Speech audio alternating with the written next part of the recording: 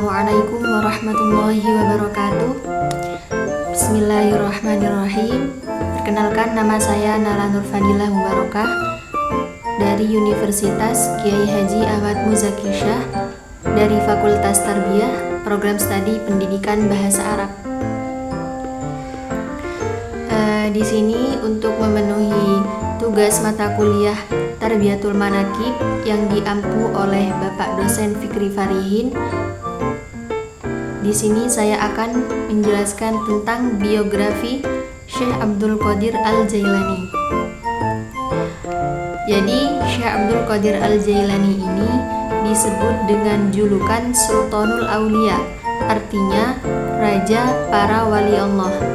Beliau adalah salah satu tokoh agung dalam dunia Islam.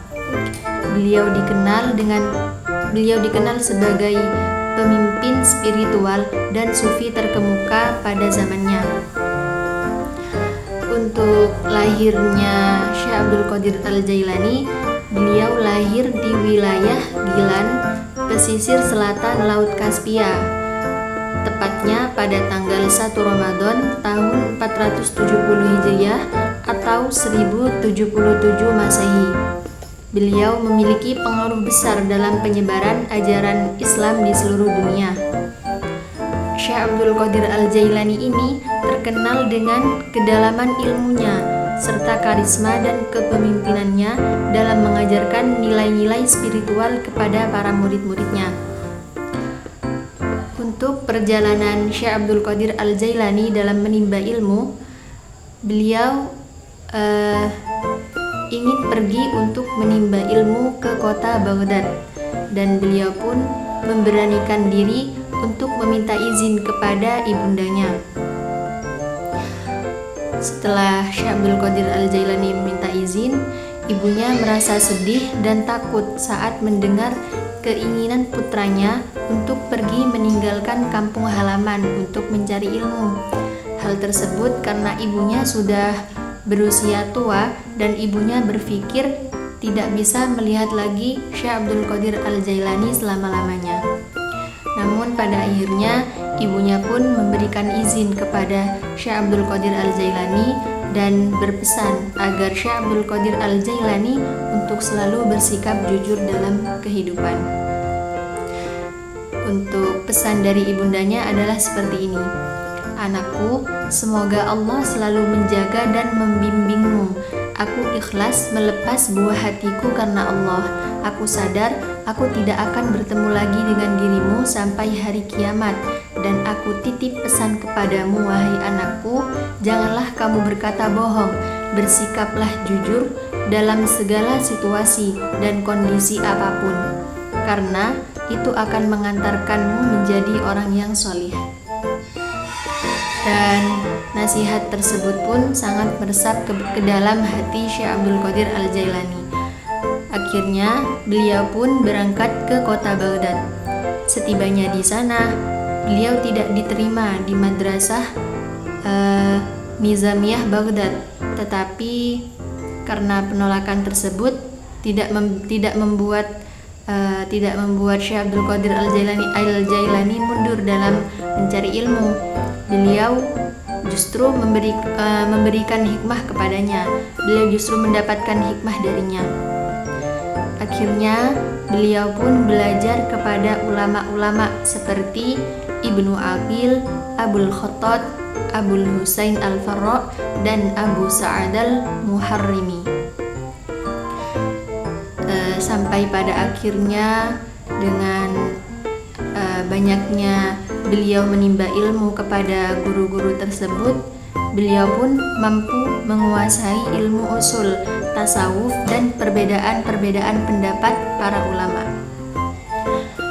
Selain itu, beliau juga mempelajari ilmu hadis kepada ulama hadis yang terkenal pada saat itu. Salah satunya adalah Abu Ghalib Muhammad Ibnu Al-Hasan Al-Baqillani.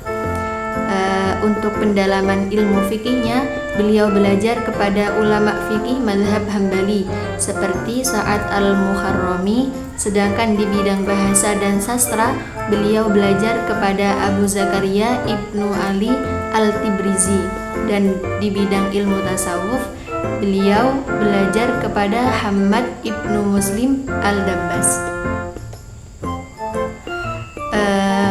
Semakin beliau mempelajari banyak ilmu, semakin luar biasa ilmu yang dimiliki oleh Syekh Abdul Qadir Al-Jailani, sehingga membuat Abu Sa'ad Al-Mukharrami menyerahkan sekolah miliknya kepada Syekh Abdul Qadir Al-Jailani.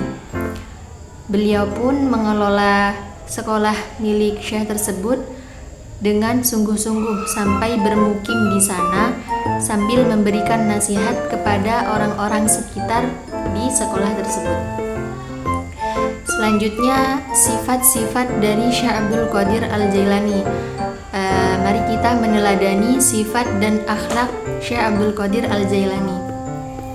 Beliau itu sangat dikenal sebagai ulama yang sangat baik akhlaknya. Oleh karena itu, kita harus meneladani sifat dan akhlaknya dan diterapkan di kehidupan sehari-hari. Salah satu sifat Syekh Abdul Qadir Al-Jailani yang harus kita teladani adalah sifat kejujurannya. Jadi sejak kecil itu Syekh Abdul Qadir Al-Jailani telah dididik untuk selalu bersikap jujur, sehingga Syekh Abdul Qadir Al-Jailani tumbuh menjadi orang yang sangat jujur dan sama sekali tidak mau berbohong. Sifat lainnya yang dimiliki oleh Syekh Abdul Qadir Al-Jailani yaitu sifat dermawan. Beliau sangat menjunjung tinggi kemuliaan akhlak. Setiap malam beliau memberikan hidangan untuk makan bersama para tamu dan duduk bersama orang-orang yang lemah atau orang-orang yang kurang mampu.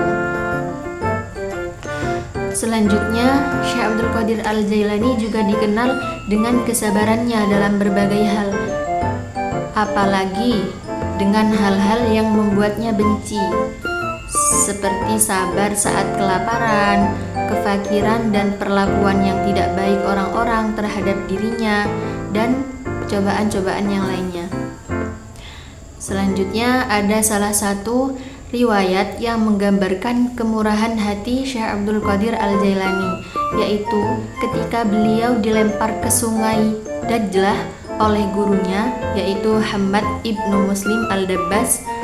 Syekh Abdul Qadir Al-Jailani tidak ada rasa marah sedikit pun. Ia hanya meremas jubahnya lalu memakainya kembali, kemudian mengikuti rombongan yang bersamanya pergi. Saking sabarnya Syekh Abdul Qadir Al-Jailani. Selanjutnya beliau juga memiliki sifat yang waro'.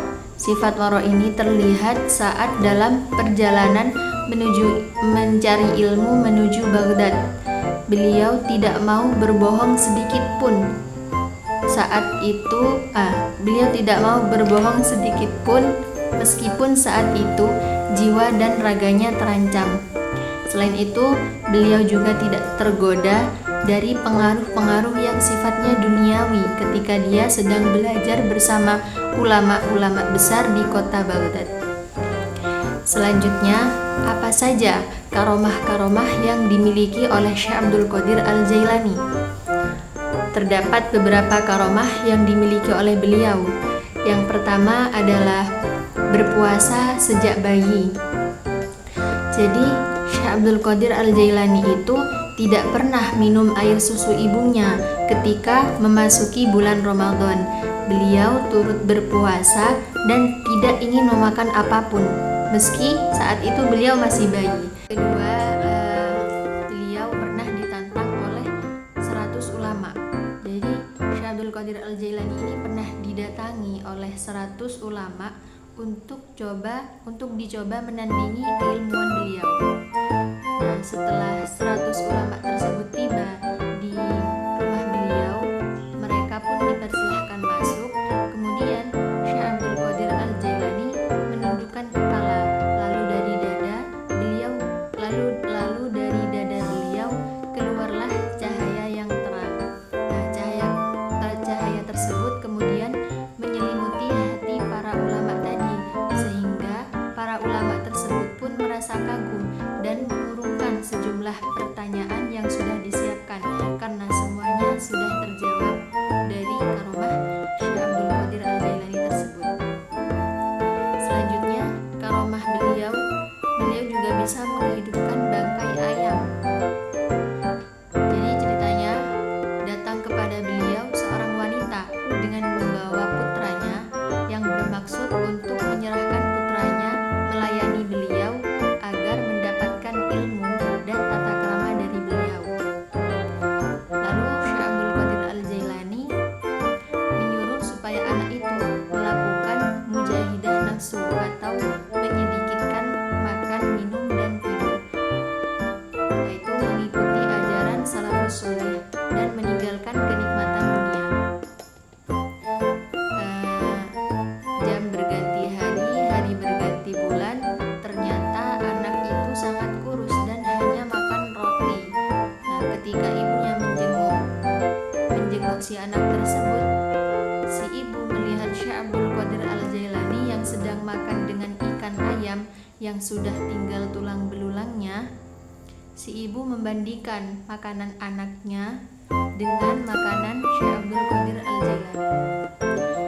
Setelah itu, ibu tersebut sowan kepada beliau dan berkata, "Wahai Syekh Abdul Qadir Al-Jailani, apa bedanya putraku? Mengapa engkau beri dia remahan roti, sedangkan engkau memakan ayam?" Kemudian Syekh Abdul Qadir Al-Jailani mengumpulkan tulang belulang dari ayam tersebut dan berkata, "Wahai tulang belulang, hiduplah atas izin Allah."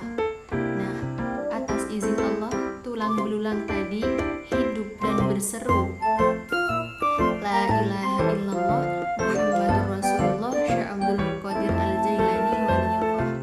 Nah, maka Syekh Abdul Qadir Al-Jailani berkata kepada ibu tadi, "Jika anakmu bisa berbuat seperti ini, maka makanlah sesukanya anakmu itu." Selanjutnya ada karomah beliau, yaitu beliau pernah berguru kepada Nabi Khidir. Jadi pada usianya yang sudah matang, beliau pernah didatangi oleh seseorang yang arif, tapi beliau tahu bahwa orang tersebut adalah Nabi Khidir. Lalu Syekh Abdul Qadir Al-Jailani berkata kepada Nabi Khidir, "Wahai Nabi Khidir, sesungguhnya kamu tidak akan sanggup bersamaku, sebab aku bukanlah seperti Nabi Musa." Tetapi karena pernyataan itu, maka Nabi Khidir pun menerimanya menjadi murid. Kemudian beliau juga bisa memerintahkan angin. Suatu saat Syekh Abdul Qadir Al-Jailani berada di sawah. Beliau melihat seorang nenek yang menangis karena padinya dimakan oleh burung-burung. Kemudian Syekh Abdul Qadir Al-Jailani memerintahkan angin. Beliau berkata, "Wahai angin, turunkan semua burung-burung itu, penggallah kepalanya."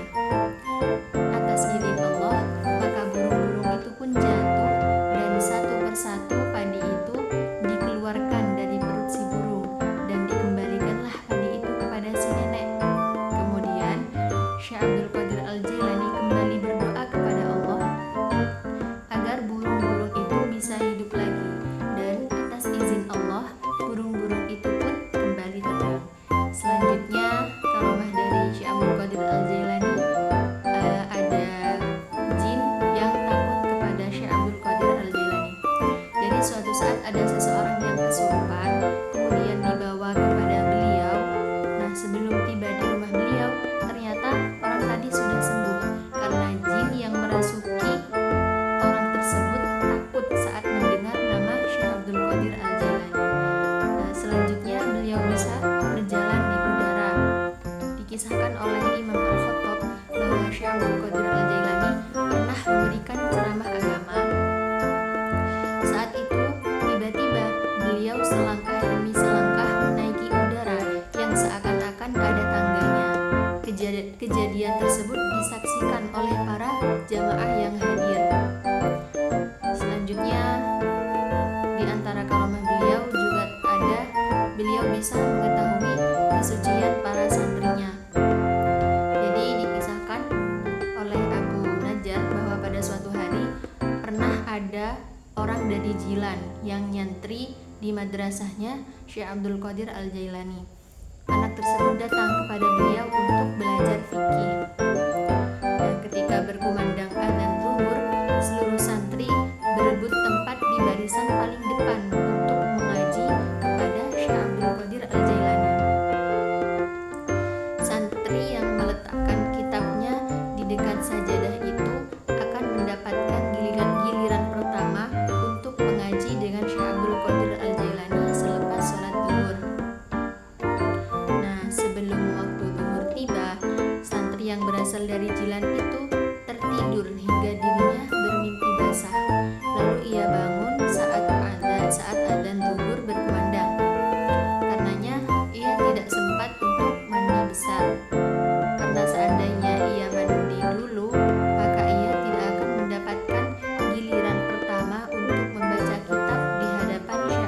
Qadir Al-Jailani,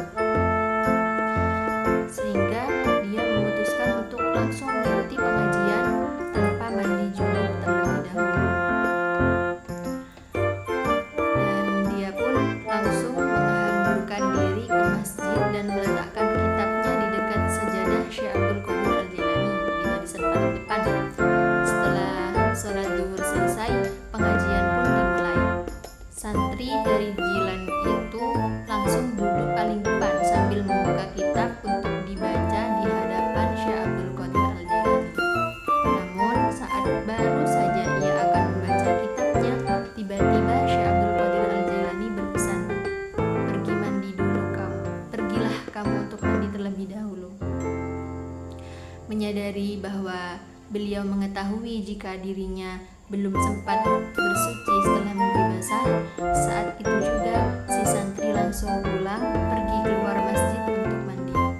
Jadi meskipun tidak diberitahu, Syekh Abdul Qadir Al-Jailani tahu apakah kondisi santrinya dalam keadaan suci atau tidak. Jadi itu tadi beberapa karomah dari Syekh Abdul Qadir Al-Jailani. Hikmah yang bisa kita ambil dari kisah tersebut adalah jangan sekali-kali mengelabui seorang guru, meski nyatanya tidak semua guru bisa mengetahui